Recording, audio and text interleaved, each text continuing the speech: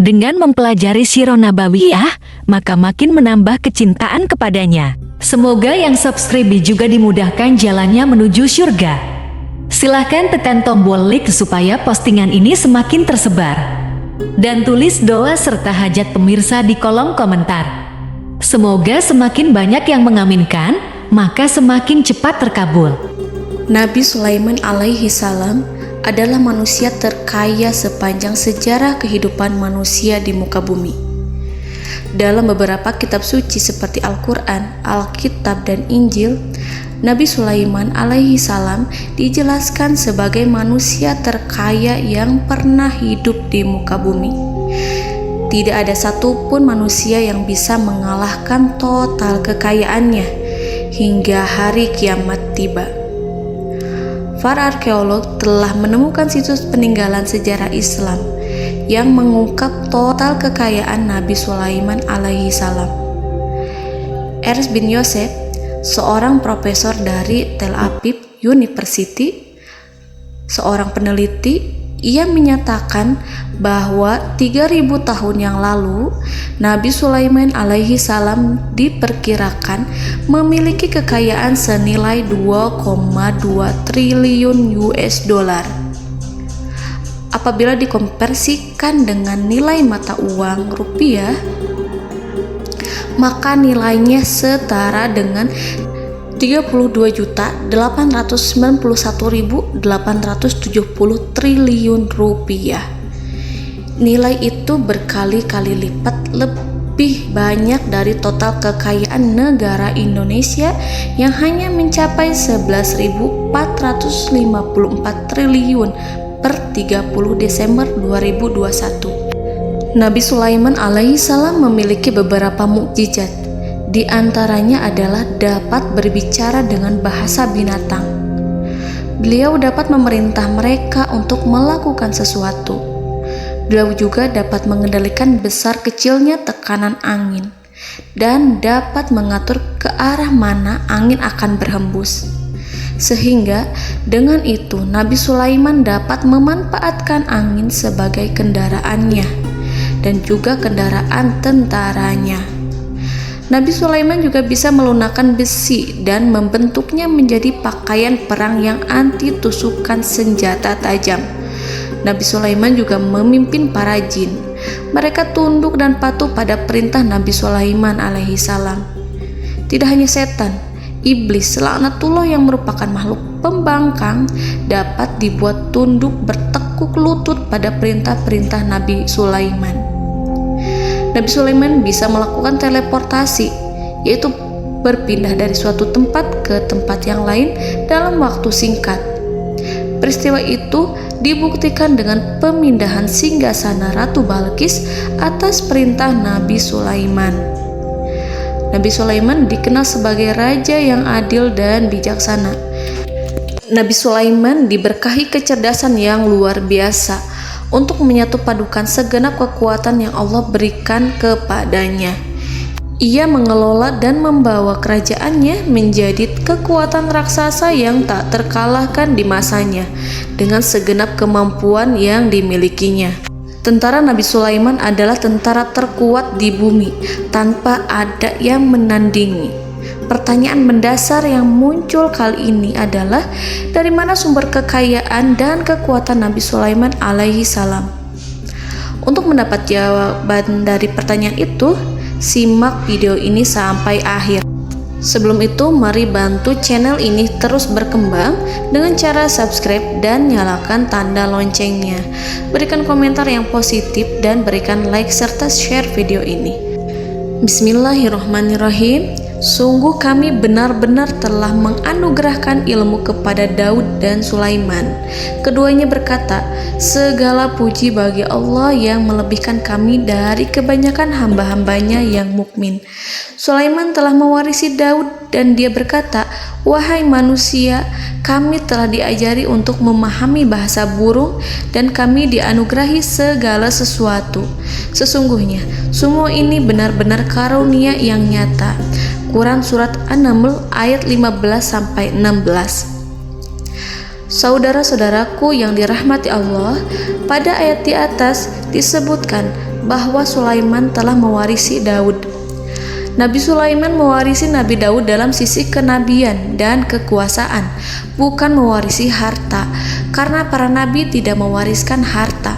Sebab sepeninggalan mereka, harta para nabi menjadi sedekah bagi orang-orang yang ada di sekitarnya, yaitu orang-orang fakir dan orang-orang yang membutuhkan. Dan harta para nabi tidak dikhususkan bagi kalangan keluarganya. Rasulullah Shallallahu Alaihi Wasallam bersabda, "Kami para nabi tidak mewariskan." Nabi Sulaiman mewarisi kenabian dari Nabi Daud. Ini adalah hal yang jelas. Allah telah memilihnya sebagai nabi dari Bani Israel. Begitu juga Allah telah memberinya kekuasaan kerajaan sehingga ia menjadi pemimpin Bani Israel. Barangkali sesuatu yang paling penting yang diwarisi oleh Nabi Sulaiman dari Nabi Daud adalah tradisi militer. Kemajuan militer yang dahsyat telah berpindah kepada Nabi Sulaiman. Nabi Daud sebenarnya adalah seorang pengembala kambing yang sangat miskin, tetapi seiring dengan perjalanan waktu, ia menjadi komandan pasukan tiada tanding. Nabi Daud alaihi salam mengetahui bahwa kekuatan hakiki yang mengatur alam semesta adalah kekuatan Allah. Ketika Nabi Daud mengelurkan tangannya dan memegang potongan batu, lalu beliau melemparkannya dengan ketepel ke arah Jalut, kepala Jalut retak dan ambruk menghantam tanah.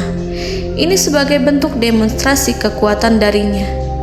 Kehadiran Nabi Daud mengubah pasukan Bani Israel, di mana mereka sebelumnya lari jika berhadapan dengan musuh. Maka kini keberadaan mereka mulai diperhitungkan di masa hidupnya. Nabi Daud mengalami peperangan yang sangat banyak, tapi Al-Quran tidak menceritakan secara terperinci. Hal itu dikarenakan karena Al-Quran adalah kitab dakwah di jalan Allah, bukan kitab sejarah.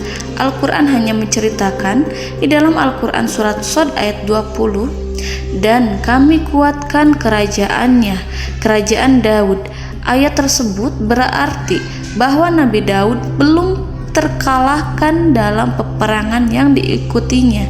Di samping dukungan yang Allah berikan kepadanya, juga pasukan dan rakyatnya, di mana mereka adalah orang-orang yang bertauhid, menyerahkan diri kepada Allah.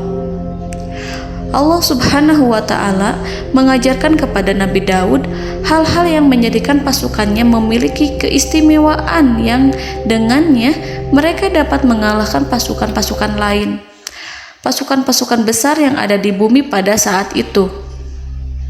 Allah Subhanahu wa Ta'ala berfirman dalam surat Saba ayat 10, "Dan kami telah melunakkan besi untuknya." Baju besi mungkin akan menjadi masalah dalam benak kita. Ketika orang-orang yang berperang, baju besi cukup mengganggu gerakan mereka. Kita bisa membayangkan ketika ada dua orang berperang, salah satu dapat bergerak bebas, sementara yang lainnya tidak leluasa bergerak karena tertahan dengan pakaiannya. Namun, dengan kekuasaan Allah, Nabi Daud dapat melunakkan besi dan membuat baju besi yang ringan, yang mudah untuk digunakan. Ini adalah kemajuan penting yang Allah berikan kepada Nabi Daud dan tentaranya. Kemajuan itu kemudian diajarkan, diwariskan dan dimiliki oleh Nabi Sulaiman alaihi salam. Nabi Sulaiman memiliki pasukan dahsyat yang melebihi pasukan manapun di bumi saat itu, atau bahkan mungkin saat ini. Bahkan Allah menambahkan karunia-Nya kepada Nabi Sulaiman yang disebutkan dalam Al-Quran surat An-Naml ayat 16. Dan Sulaiman telah mewarisi Daud, dan dia berkata, "Wahai manusia, kami telah diberi pengertian tentang suara burung, dan kami diberi segala sesuatu. Sesungguhnya ini benar-benar suatu karunia yang nyata." Saudara-saudaraku yang dirahmati Allah, pada suatu hari Nabi Sulaiman alaihi salam menengadahkan tangannya dan berdoa kepada Allah Subhanahu wa Ta'ala. Antara hati Nabi dan Allah tidak ada penghalang, tidak ada jarak, tidak ada sekatan waktu, tidak ada satupun dari para nabi yang berdoa kepada Allah kecuali doanya pasti dikabulkan. Doa Nabi Sulaiman alaihi salam direkam dalam Al-Quran surat Shad ayat 35. Nabi Sulaiman berkata, "Ya Tuhanku, ampunilah aku, anugerahkanlah kepadaku kerajaan yang tidak dimiliki oleh seorang pun sesudahku." Nabi Sulaiman menginginkan dari Allah sesuatu kerajaan yang belum pernah diperoleh oleh siapapun setelahnya. Allah Subhanahu wa Ta'ala mengabulkan doa Nabi Sulaiman dan memberinya kerajaan tersebut. Nabi Sulaiman mewarisi kekuasaan, kenabian, hikmah ilmu dari Nabi Daud alaihi salam. Orang-orang menyebut Nabi Sulaiman Al-Hakim, Sulaiman yang bijaksana. Kebijaksanaannya tidak terbatas pada keadilan di tengah-tengah manusia dan juga kasih sayangnya kepada mereka. Namun, kebijaksanaan Nabi Sulaiman juga berlaku di kalangan burung dan binatang lainnya. Nabi Daud juga mengenal bahasa burung, tetapi Nabi Sulaiman dapat berbicara dengan bahasa burung. Bahkan, ia dapat menggantikannya sebagai pembantunya ketika Nabi Daud bertasbih di gunung-gunung. Dan burung-burung serta binatang-binatang buas ikut bertasbih bersamanya. Bahkan angin pun berhenti untuk mendengarkan tasbih itu. Sedangkan Nabi Sulaiman, Allah Subhanahu wa Ta'ala memberinya karunia lebih dari itu, di mana binatang-binatang buas tunduk padanya. Begitu juga angin dan burung. Saudara-saudaraku yang dirahmati Allah, Nabi Sulaiman alaihi salam mampu mendengarkan bisikan semut yang berbicara kepada sesama mereka. Bahkan, ia mampu memerintahkan semut tersebut sehingga semut itu menjadi taat pada perintahnya. Pasukan Nabi Sulaiman memiliki kekuatan yang sangat dahsyat. Belum pernah ada di dunia ini satu pasukan pun yang memiliki kekuatan seperti itu. Kekuatan Nabi Sulaiman berasal dari beberapa kombinasi yang sangat mengagumkan, sehingga karenanya ia tidak dapat tertandingi. Kekuatan itu terdiri dari manusia, binatang-binatang, jin, dan lain sebagainya. Kita mengetahui bahwa jin adalah makhluk Allah dan manusia tidak mampu melihatnya atau menghadirkannya atau meminta pertolongan kepadanya. Sedangkan Nabi Sulaiman telah diberi Allah suatu kemampuan untuk menundukkan jin, mempekerjakan mereka sebagai tentara di tengah-tengah peperangan. Bahkan ia mampu menjadikan mereka sebagai pekerja-pekerja kasar di kerajaannya saat tidak ada peperangan. Oleh sebab itu, ketika ada pasukan lain yang mencoba melawan pasukan Nabi Sulaiman, mustahil mereka akan mendapatkan kemenangan. Bahkan pasukan Nabi Sulaiman diperkuat oleh pasukan burung. Burung di pasukan Nabi Sulaiman memerankan tugas penting, yaitu menjadi agen intelijen. Kita mengetahui bahwa peranan informasi saat peperangan adalah hal yang penting. Dari informasi tersebut, pasukan dapat mengetahui keadaan lawannya. Demikianlah peranan burung pada pasukan Sulaiman. Ia terbang di tengah-tengah musuh. Kemudian, ia kembali kepada Nabi Sulaiman untuk menyampaikan berita tentang keadaan lawannya. Di samping jin dan burung, Allah juga menundukkan angin untuk Nabi Sulaiman. Nabi Sulaiman dapat memerintahkan angin dan ia mampu untuk menaiki angin tersebut. Dalam Al-Quran surat Shad ayat 36-40, Allah Subhanahu wa Ta'ala berfirman, "Kami tundukkan kepada angin yang berhembus dengan baik menurut kemana saja yang dikehendaki Sulaiman. Dan kami tundukkan pula kepadanya setan-setan, semuanya ahli bangunan dan penyelam, dan setan yang lain yang terikat dalam belenggu. Inilah anugerah kami, maka berikanlah kepada orang lain atau tahanlah untuk dirimu tanpa perhitungan, dan sesungguhnya dia mempunyai kedudukan yang dekat pada sisi kami dan tempat kembali yang baik." Saudara-saudaraku yang dirahmati Allah, Allah Subhanahu wa Ta'ala juga memberikan kemampuan yang tak seorang pun dari para nabi mendapatkannya, yaitu kemampuan untuk memerintah setan. Setan adalah salah satu bagian dari jin. Ia adalah kelompok yang celaka dari bangsa jin. Kelompok ini sebenarnya tidak mampu dikuasai oleh manusia, bahkan jin yang soleh tidak dapat mengatur setan. Adapun Nabi Sulaiman, Allah telah memberinya kekuasaan untuk menundukkan setan dan mempekerjakannya, bahkan mengikatnya dengan rantai serta menghukumnya jika ia menentang pada perintahnya. Setan membangun untuk Sulaiman istana-istana, patung-patung dan alat-alat perang. Bahkan setan-setan itu menyelam ke dasar lautan untuk mengeluarkan permata dan yakut untuk Sulaiman. Jika di antara setan yang menentang perintahnya, maka Nabi Sulaiman alaihi salam mengikatnya dengan rantai. Ini semua menunjukkan kekayaan Nabi Sulaiman dan kekuasaannya, di mana ia mampu mengatur banyak makhluk di bumi ini. Tentu saja, kemampuan itu semua adalah atas izin dari Allah Subhanahu wa Ta'ala sebagai mukjizat darinya.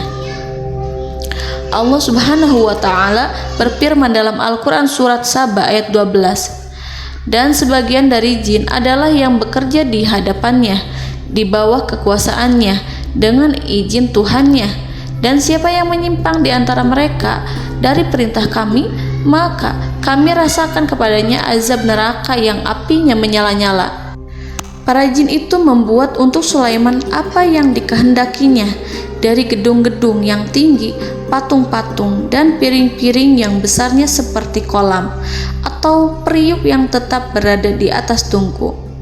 Saudara-saudaraku yang dirahmati Allah, Nabi Sulaiman yang bijaksana adalah penguasa yang tak tertandingi di muka bumi. Meskipun memperoleh nikmat-nikmat khusus yang agung itu yang Allah berikan kepada Sulaiman, beliau tetap menunjukkan dirinya sebagai manusia yang paling banyak berzikir kepada Allah dan manusia yang paling banyak bersyukur di zamannya. Saudara-saudaraku yang dirahmati Allah, sebagaimana Allah Subhanahu wa Ta'ala memberikan nikmat kepada ayahnya Nabi Daud alaihi salam, di mana ia mampu melunakkan besi dan Allah mengajarinya bagaimana cara mencairkan besi, maka Nabi Sulaiman alaihi salam dapat memanfaatkan tembaga yang cair untuk peperangan. Dan juga di saat perdamaian, pada saat peperangan, beliau mencampur tembaga dengan besi dan menjadikannya perunggu. Mereka menggunakan senjata-senjata perunggu dalam peperangan seperti pedang, baju besi, dan juga pisau.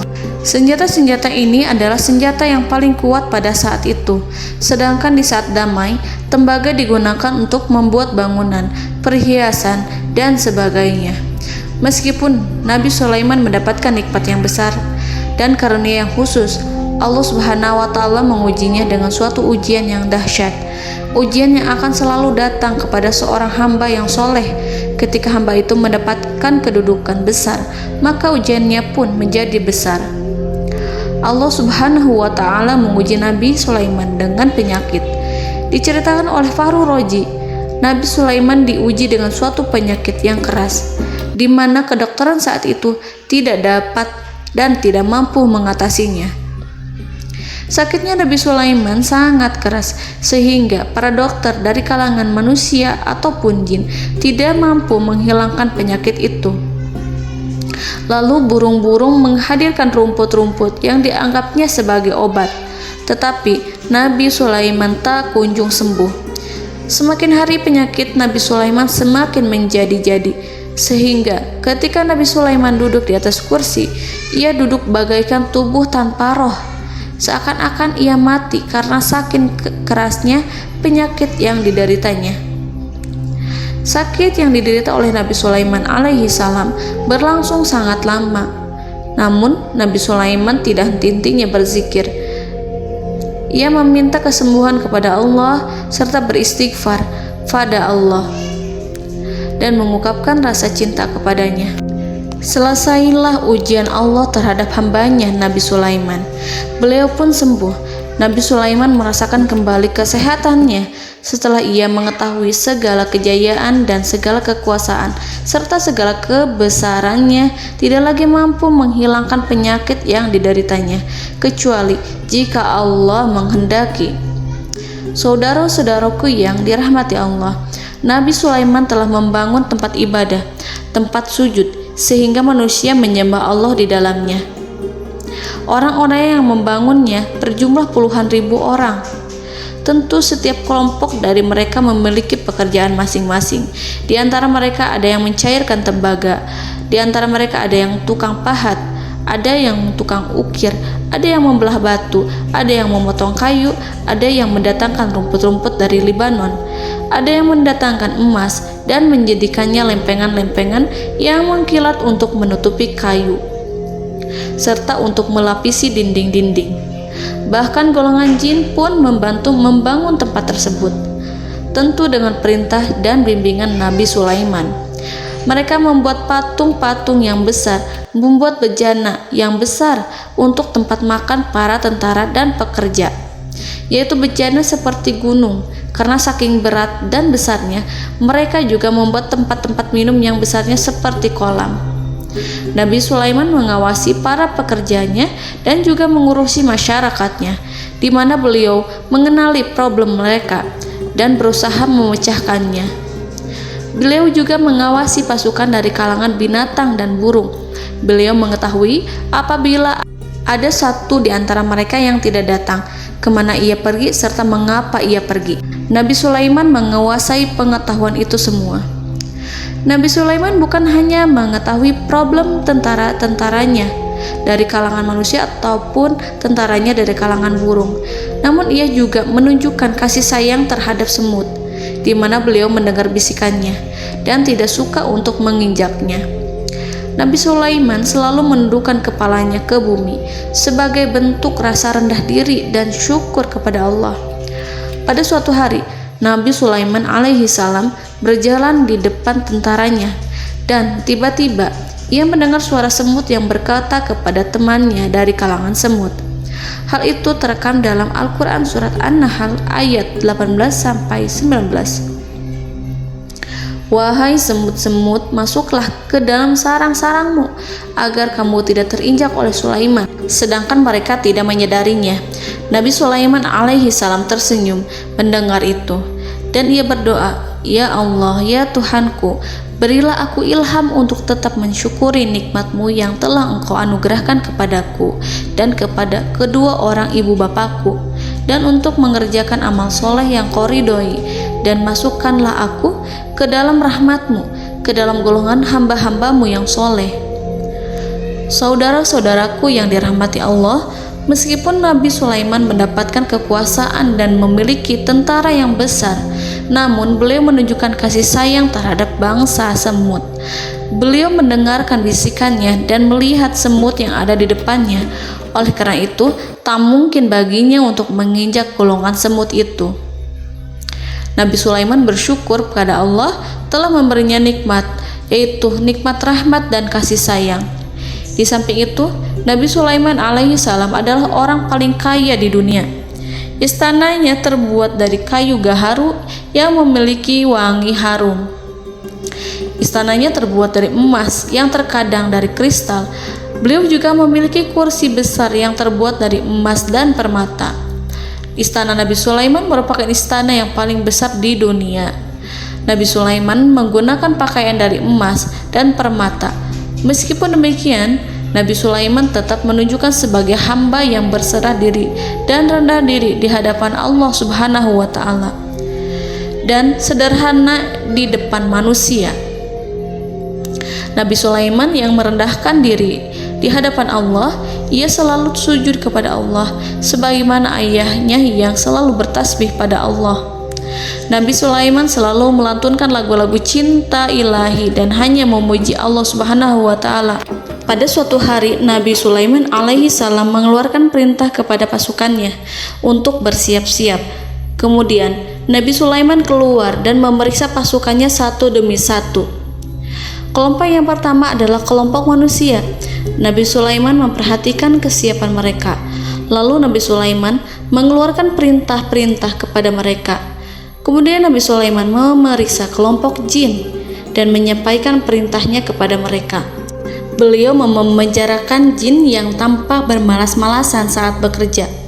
Lalu beliau memeriksa binatang dan berkata kepada mereka, apakah mereka sudah makan dengan baik?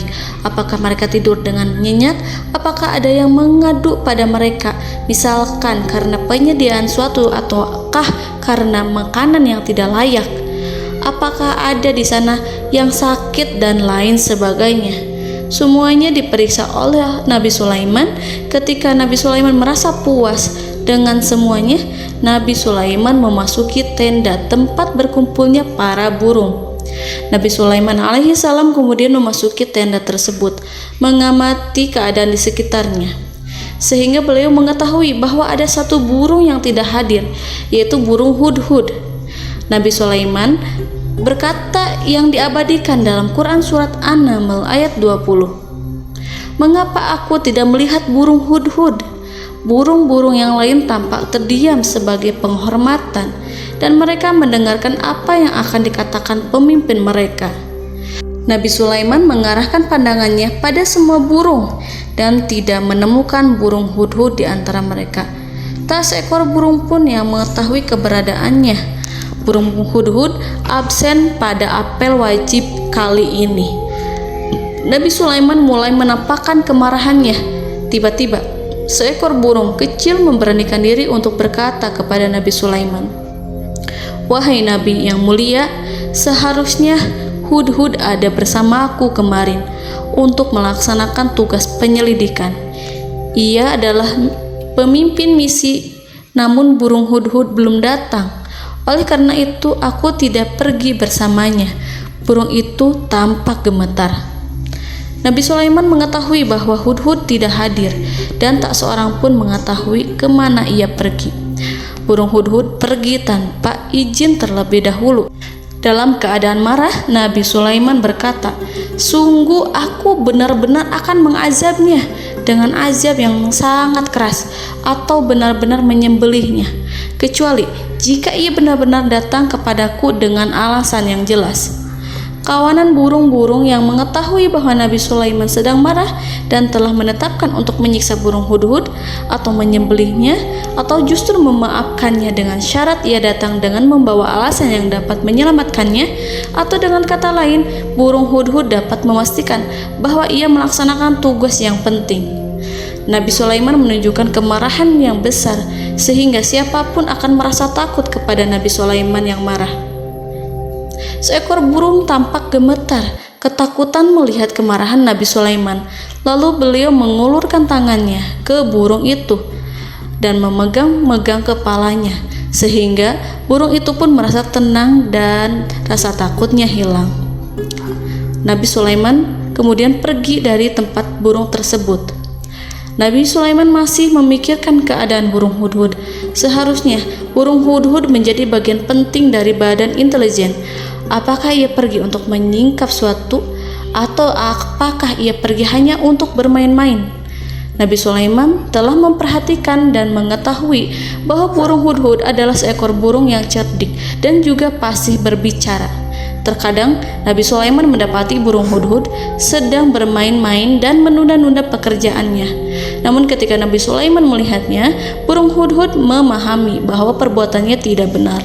Oleh karena itu, ia tidak boleh menyampur adukan antara waktu serius dan waktu bermain. Tidak lama setelah itu, burung hudhud tiba di tempat para burung. Burung-burung yang lain berkata kepadanya, "Wahai hudhud, pergilah engkau ke tempat Nabi Sulaiman. Jika ia mengetahui bahwa engkau telah sampai, jiwamu benar-benar terancam." Mendengar itu, burung hudhud segera beranjak. Ia terbang menemui Nabi Sulaiman. Pada waktu itu, Nabi Sulaiman sedang duduk bersama tentaranya yang lain. Burung hudhud berdiri. Ia telah merencanakan untuk memulai pembicaraan dengan Nabi Sulaiman sebelum Nabi Sulaiman bertanya kepadanya kemana dia pergi. Ini sebagai bukti bahwa hudhud telah melaksanakan suatu tugas yang penting.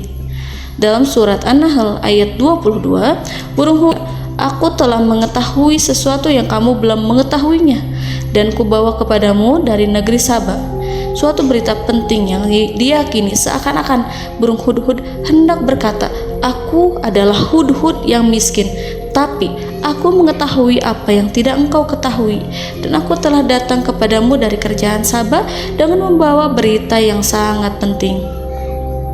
Nabi Sulaiman tampak terdiam menunggu Hudhud menyelesaikan kisahnya.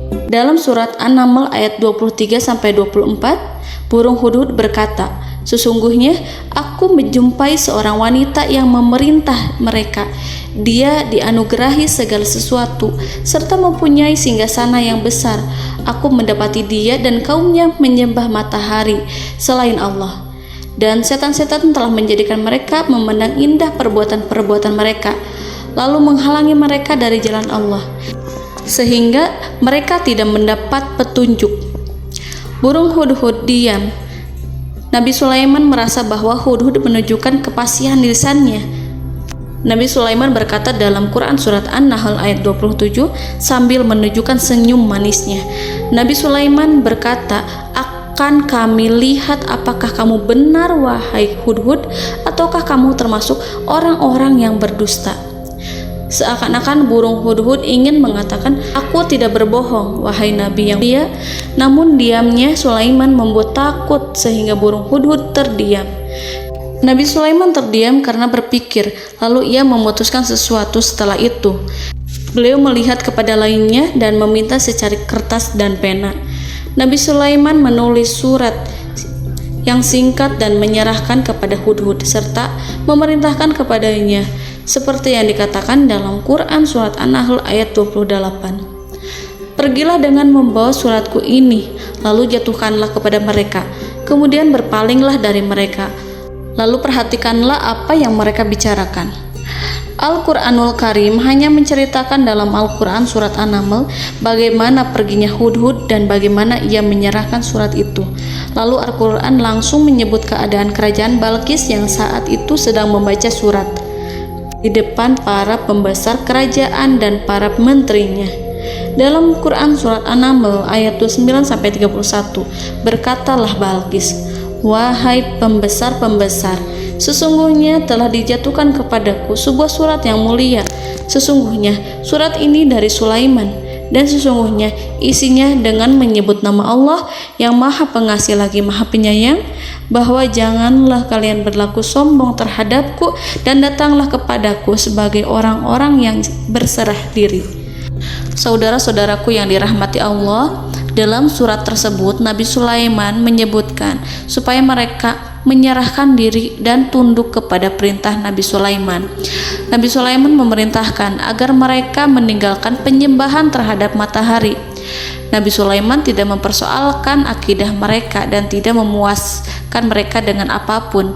Nabi Sulaiman hanya memerintahkan bahwa ia berada di atas kebenaran.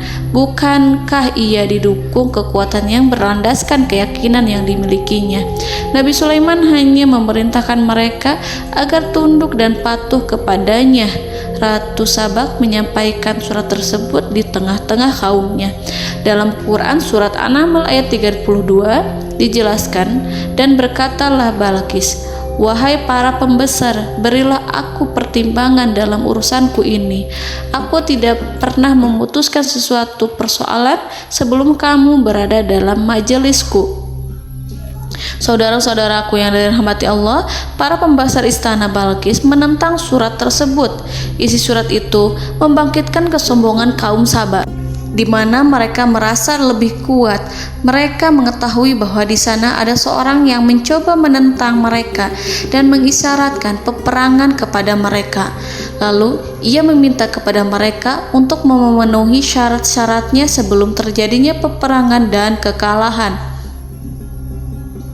Dalam surat An-Nahl ayat 33, mereka menjawab, "Kita adalah orang yang memiliki kekuatan dan juga memiliki keberanian yang sangat besar dalam peperangan, dan keputusan berada di tanganmu, wahai ratuku. Maka pertimbangkanlah apa yang akan kamu perintahkan." Saudara-saudaraku yang dirahmati Allah, para pembesar kaum Saba seakan ingin berkata, "Kita siap untuk melaksanakan perang." Tampaknya ratu itu memiliki kebijakan yang lebih baik dari pembesar kaumnya. Surat Sulaiman itu membuatnya berpikir lebih jernih dan lebih berhati-hati. Ia berusaha sebisa mungkin menghindari peperangan. ratu itu berpikir dalam tempo yang lama. Nama Sulaiman tidak diketahuinya dan ia pun belum pernah mendengarnya. Oleh karena itu, Ratu kaum Saba tidak mampu mengetahui dan mendeteksi seberapa besar kekuatan Nabi Sulaiman. Boleh jadi Nabi Sulaiman memiliki kekuatan yang dahsyat, sehingga ia mampu memerangi kekuasaannya dan mengalahkannya. Kemudian Ratu memperhatikan apa yang ada di sekelilingnya. Ia melihat kemajuan masyarakatnya dan juga kekayaannya. Barangkali ia mengira bahwa Nabi Sulaiman iri terhadap kemajuan dan kekayaannya itu, sehingga Nabi Sulaiman ingin menyerangnya. Setelah mempertimbangkan isi surat Nabi Sulaiman dengan cermat, Ratu Saba memilih untuk tidak bersikap ceroboh dan bodoh. Ratu lebih suka untuk menggunakan bahasa kelembutan. Ia mengirim kepada Nabi Sulaiman suatu hadiah yang besar. Ratu mengira bahwa Nabi Sulaiman seorang yang ambisius, yang boleh jadi ia telah mendengar tentang kekayaan kerajaan Saba. Para utusan pergi dengan membawa hadiah dari Ratu Saba. Ratu berharap agar mereka dapat memasuki kerajaan Nabi Sulaiman dan akan mengetahui kondisi kerajaannya. Saat mereka pulang, Ratu ingin mendengar secara langsung dari mereka tentang bagaimana keadaan kaum Nabi Sulaiman dan pasukannya. Setelah mendapatkan informasi yang cukup, maka Ratu Balqis dapat membuat sesuatu keputusan yang tepat. Ratu menyembunyikan apa yang terlintas dalam pikirannya, lalu ia berbicara kepada pembesar istananya bahwa ia dapat menyingkap niat jahat Raja Sulaiman melalui cara mengirimkan hadiah kepadanya. Ratu lebih memilih cara tersebut dan menunggu reaksi dari Nabi Sulaiman. Ratu berhasil memuaskan para pembesar istana dan untuk sementara ia menghilangkan ide untuk berperang. Karena para raja jika menyerang suatu desa, maka pemimpin desa tersebut adalah orang yang paling banyak mendapatkan kehinaan. Akhirnya, para pembesar kaumnya merasa puas dengan pikiran Ratu Balqis. Saudara-saudaraku yang dirahmati Allah, dalam surat An-Naml ayat 34-35 dijelaskan, Ratu Balqis berkata, "Sesungguhnya raja-raja apabila memasuki suatu negeri, niscaya mereka akan membinasakannya dan menjadikan penduduknya yang mulia menjadi hina. Dan demikian pula lah yang akan mereka perbuat. Dan sesungguhnya aku akan mengirim utusan kepada mereka dengan membawa hadiah, dan aku akan menunggu apa yang akan dibawa kembali oleh utusan itu." Kemudian sampailah hadiah dari Ratu Balqis kepada Nabi Sulaiman. Para intelijen Nabi Sulaiman memberitahunya bahwa utusan Balqis datang dengan membawa hadiah. Nabi Sulaiman langsung mengetahui bahwa Ratu Balqis itu sengaja mengirim orang-orangnya untuk mengetahui atau untuk mendapatkan informasi tentang kekuatannya. Lalu setelah itu ia akan mengambil keputusan atau mengambil sikap kepada kerajaan Sulaiman. Nabi Sulaiman segera memanggil semua pasukannya untuk berkumpul. Utusan Balqis segera memasuki istana Nabi yang dipenuhi dengan pasukan yang besar bersenjata. Melihat itu, utusan Ratu Balqis tercengang dan terkejut ketika mereka melihat kekayaan yang mereka bawa tidak ada apa-apanya dibandingkan dengan kerajaan Nabi Sulaiman. Hadiah mereka tampak tidak berarti. Emas yang mereka bawa tampak tidak memiliki makna saat mereka memasuki istana Nabi Sulaiman yang terbuat dari kayu-kayu pohon gaharu yang mengeluarkan bau yang harum serta dihiasi dengan emas permata. Para utusan Ratu Balqis berdiri bersama Nabi Sulaiman dan menyaksikan bagaimana Nabi Sulaiman mengendalikan pasukannya. Kemudian mereka mulai berpikir tentang kekuatan dan kualitas pasukan Nabi Sulaiman. Betapa kagetnya mereka ketika melihat di tengah-tengah pasukan itu terdapat singa, burung, dan tentara dari kalangan manusia yang mampu terbang. Mereka pun sadar bahwa mereka di hadapan pasukan yang tiada tandingannya. Selesailah demonstrasi pasukan Nabi Sulaiman. Kemudian para utusan ratu dipersilahkan maju ke tempat hidangan makanan. Para utusan itu sangat terkejut ketika melihat berbagai macam makanan dari penjuru dunia ada di depannya. dan di antara makanan itu terdapat pula makanan yang biasa ditemukan di negeri mereka. Tetapi mereka melihat bahwa makanan itu memiliki rasa yang lebih istimewa. Selain itu, piring-piring yang ada di depan mereka dan dijadikan tempat makan tersebut terbuat dari emas, dan mereka dilayani oleh laki-laki yang berhias dengan emas. Di meja makan itu terdapat burung, ikan laut, dan berbagai macam daging yang mereka tidak mampu lagi membedakan daging apa itu. Nabi Sulaiman tidak makan bersama mereka, tapi beliau makan dengan menggunakan piring yang terbuat dari kayu. Beliau memakan roti yang kering yang dicampur dengan minyak. Inilah makanan yang dipilih Nabi Sulaiman. Makan bersama mereka dalam keadaan diam, mereka merasa kehadiran Nabi Sulaiman menciptakan suatu wibawa yang luar biasa.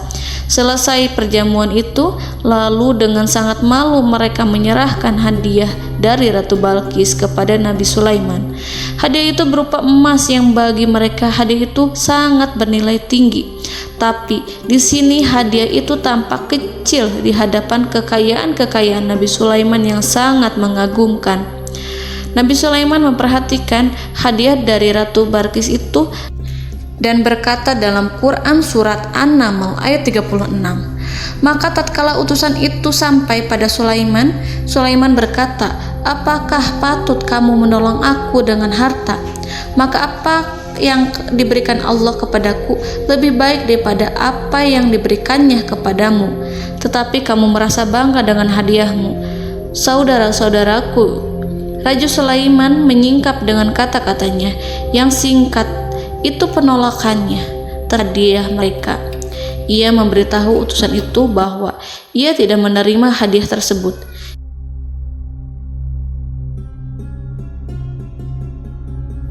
Janganlah kalian berlaku sombong terhadapku dan datanglah kepadaku sebagai orang-orang yang berserah diri.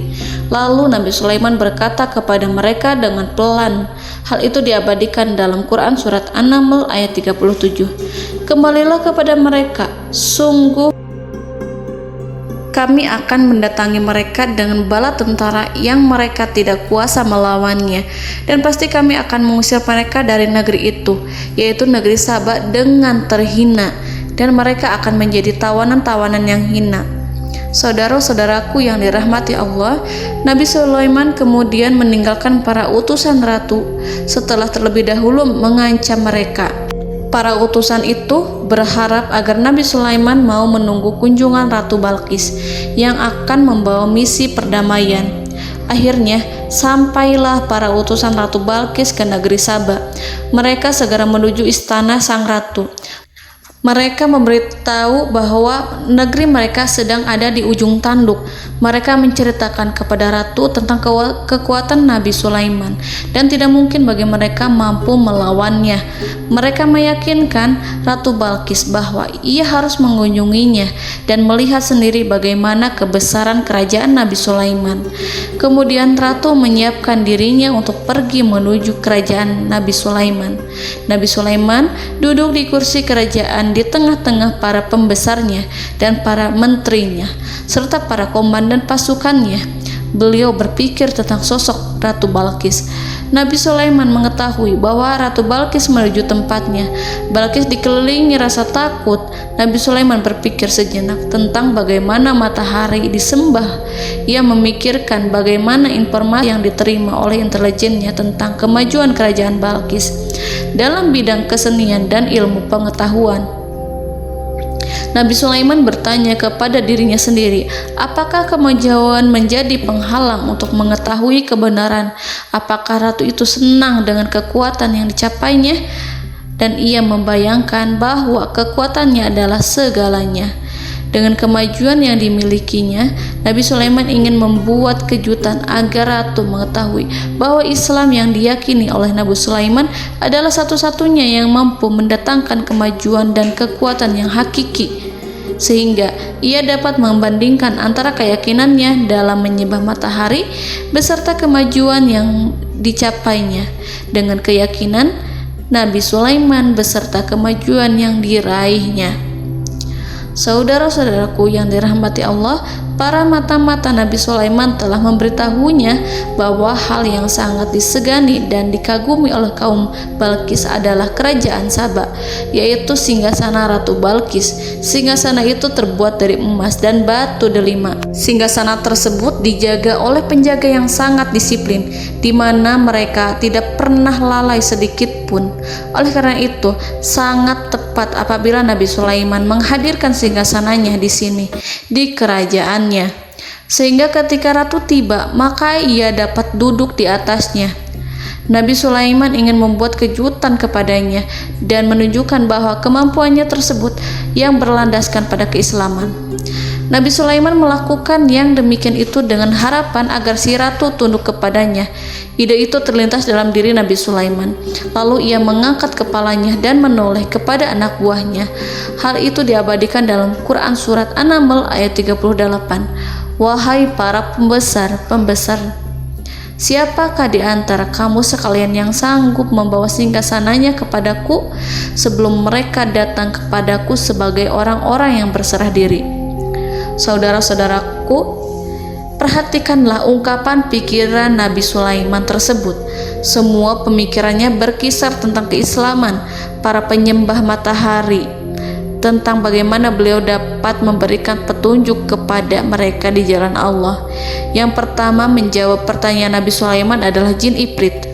Dalam Quran Surat An-Naml ayat 39, berkatalah Ifrit yang cerdik dari golongan jin, aku akan datang kepadamu dengan membawa singgasana itu sebelum kamu berdiri dari tempat dudukmu. Sesungguhnya aku benar-benar kuat untuk membawanya, lagi dapat dipercaya.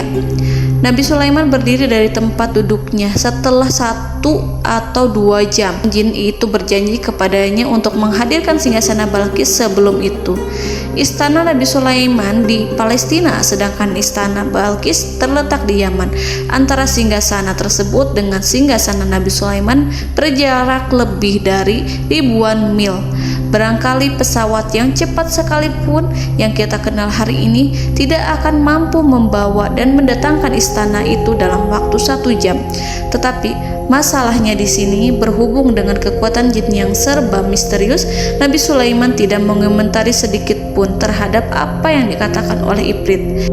Nabi Sulaiman tapak menunggu tanggapan dari yang lain yang mampu menghadirkan singgasana Balkis yang lebih cepat dari jin Ifrit. Nabi Sulaiman menoleh kepada seorang di sana yang duduk di atas naungan. Hal itu diceritakan dalam Quran Surat An-Naml ayat 40. Berkatalah seorang yang mempunyai ilmu dari Alkitab, aku akan membawa singgasana itu kepadamu sebelum matamu berkedip. Maka tatkala Sulaiman melihat singgasana itu terletak di hadapannya, ia pun berkata, ini termasuk karunia Tuhanku untuk memuji aku. Apakah aku akan bersyukur atau mengingkari nikmatnya?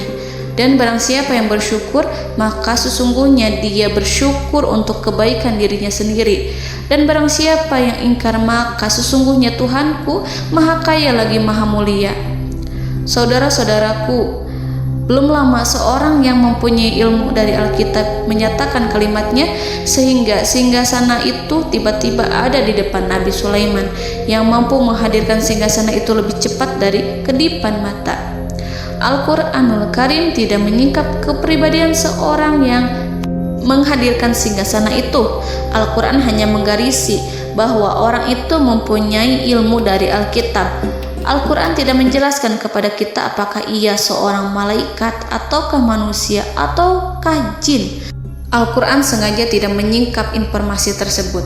Saudara-saudaraku yang dirahmati Allah, setelah melihat singgasana itu, Nabi Sulaiman bersyukur kepada Allah. Ia mulai memperhatikan singgasana sang ratu. Singgasana tersebut merupakan simbol pembangunan dan juga kemajuan, tetapi tampaknya ia hanya sesuatu yang biasa saja jika dibandingkan dengan kekuasaan dan kebesaran ciptaan yang dibuat oleh manusia dan jin di kalangan istana Nabi Sulaiman. Nabi Sulaiman memikirkan dalam tempo yang lama singgasana Ratu Balkis itu. Kemudian beliau memerintahkan agar singgasana itu diperbaiki, sehingga saat Ratu Balkis datang, Nabi Sulaiman akan mengujinya apakah Ratu Balkis dapat mengenali singgasananya ataukah tidak. Dalam Al-Quran surat An-Naml ayat 41, Nabi Sulaiman berkata, "Ubahlah baginya singgasananya, maka kita akan melihat apakah dia mengenal ataukah dia termasuk orang-orang yang tidak mengenalnya." Saudara-saudaraku yang dirahmati Allah, Nabi Sulaiman memerintahkan agar dibangun istana yang akan digunakan untuk menyambut Ratu Balqis. Nabi Sulaiman memilih tempat di laut dan ia memerintahkan agar dibangun suatu istana di mana sebagian besar terdiri dari air laut. Nabi Sulaiman memerintahkan agar lantainya itu terbuat dari kaca yang tebal dan kuat sehingga orang-orang yang berjalan di atas istana itu akan dapat melihat di bawahnya ada ikan-ikan yang berwarna-warni yang berenang-renang ke sana kemari, dan mereka akan melihat rumput-rumput laut yang bergerak-gerak. Akhirnya selesailah pembangunan istana itu. Saking bersihnya kaca lantainya sehingga tampak di sana tidak ada kaca. Burung hudhud memberitahu Nabi Sulaiman bahwa Ratu Balqis telah sampai di dekat kerajaannya. Kemudian Ratu Balqis datang.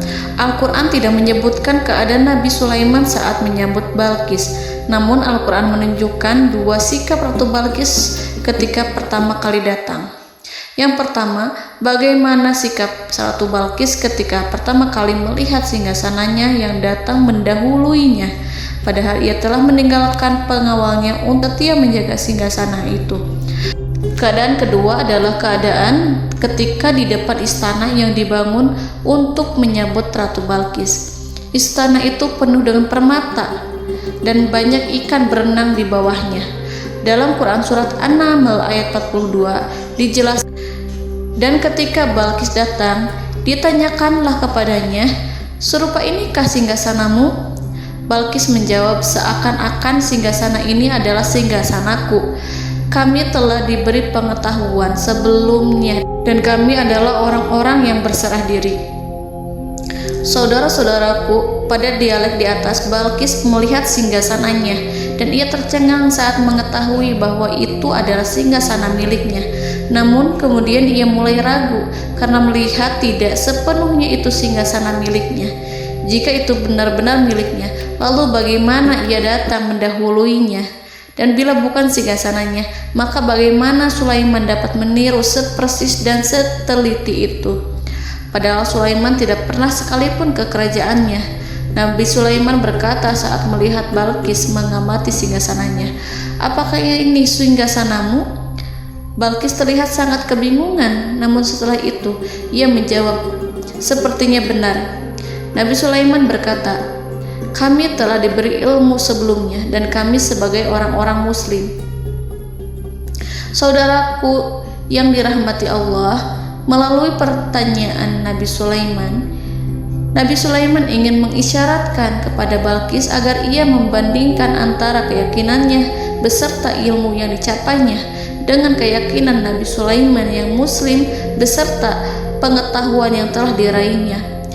Penyembahan terhadap matahari dan pencapaian ilmu yang dicapai oleh Ratu Balqis tanpa tidak ada apa-apanya dibandingkan dengan ilmu Nabi Sulaiman dan keislamannya. Nabi Sulaiman telah mendahuluinya dalam bidang ilmu karena keislamannya. Karena itu, sangat mudah baginya untuk mengungguli Balqis dalam ilmu-ilmu yang lainnya.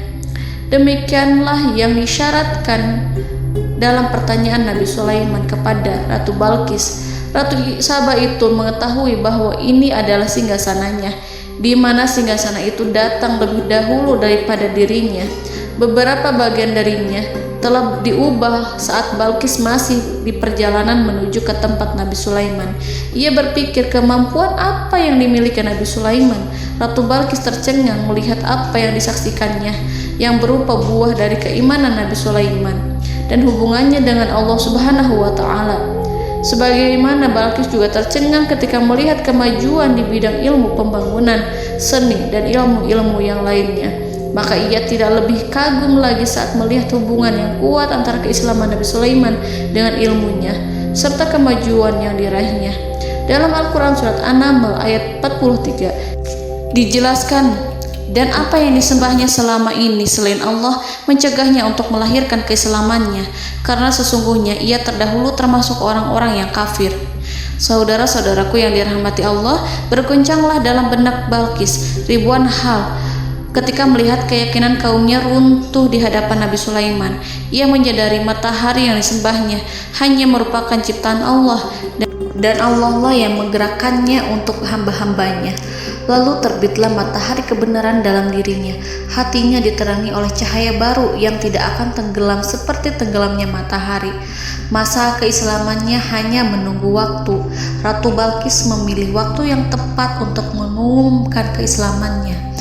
Allah Subhanahu wa Ta'ala berfirman dalam Quran Surat An-Naml ayat 44. Dikatakan kepadanya, masuklah ke dalam istana. Maka tatkala ia melihat lantai istana itu, dikiranya kolam air yang besar dan disingkapnya dua betisnya. Berkatalah Sulaiman, sesungguhnya ia adalah istana licin yang terbuat dari kaca.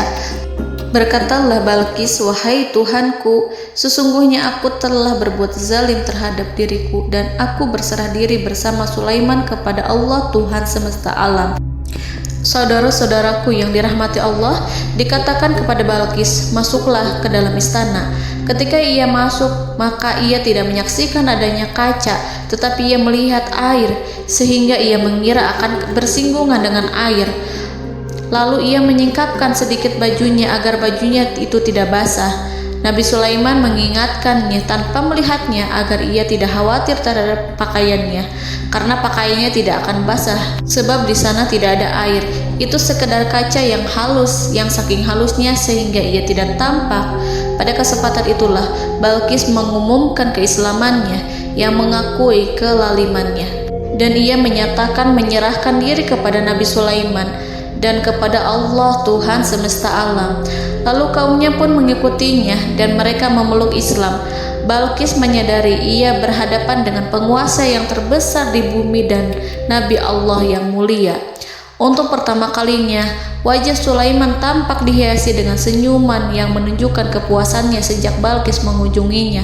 Demikianlah Nabi Sulaiman mewujudkan kejayaannya yang hakiki dan menyebarkan cahaya Islam di muka bumi. Saudara-saudaraku, Al-Quran tidak menyebutkan kisah Balqis setelah keislamannya. Para ahli tafsir mengatakan bahwa ia menikah dengan Nabi Sulaiman. Selain itu, ada yang mengatakan bahwa ia menikah dengan salah satu orang dekat Nabi Sulaiman. Ada juga yang mengatakan bahwa sebagian Raja Habasyah adalah keturunan dari buah perkawinan ini. Wallahu a'lam bishawab. Saudara-saudaraku yang dirahmati Allah, Nabi Sulaiman hidup di tengah-tengah kejayaan dan kemuliaan di bumi. Kemudian Allah menetapkan kematian untuknya, sebagaimana kehidupan Sulaiman berada di puncak kemuliaan dan kejayaan yang penuh dengan keajaiban yang luar biasa. Maka kematiannya pun merupakan tanda-tanda kebesaran Allah yang penuh dengan keajaiban. Demikianlah bahwa kematiannya sesuai dengan kehidupannya, sesuai dengan kejayaannya. Allah berfirman tentang kematian Sulaiman di dalam Al-Quran Surat Saba ayat 14. Maka tatkala kami telah menetapkan kematian Nabi Sulaiman, tidak ada yang menunjukkan kepada mereka kematiannya itu kecuali rayap yang memakan tongkatnya.